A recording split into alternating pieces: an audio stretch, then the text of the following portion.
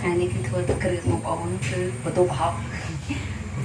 អត់ប្រហុកអត់មានហៅបន្ទោប្រហុកគឺទឹកគ្រឿងគឺបន្ទោប្រហុកត្រូវតែមានប្រហុកទឹកគ្រឿងក៏ត្រូវតែដាក់ប្រហុកហ្នឹងបានគេហៅថាទឹកគ្រឿងឬបន្ទោប្រហុកបែបខ្មែរចាគឺសាច់ត្រីច្រាំសាច់ជ្រូកច្រាំសាច់ត្រីកិនប្រហុកម្ទេសក្រៀមក្រហមយកមកច្រាំហើយខ្ទិះដូងហើយនឹងពិលទុំ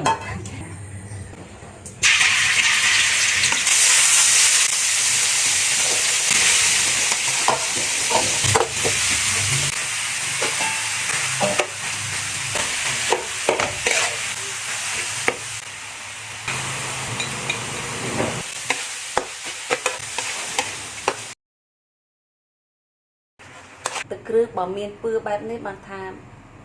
គួរចង់ញ៉ាំអញ្ចឹងណាហើយកុំភ្លេចអានលក់ខ្ចីបងប្អូនណាអានលក់ខ្ចីមានទាំងស្បៅទៅអានលក់បែបស្រុកស្រែផ្កាស្នោអញ្ចឹងបងប្អូនអេហ្មងបងប្អូនចាពេញនិយមមកបងប្អូនហើយញិកម្ទេសហិលមកអស្ចារ្យហ្មងម្ហូបដែលឆ្ងាញ់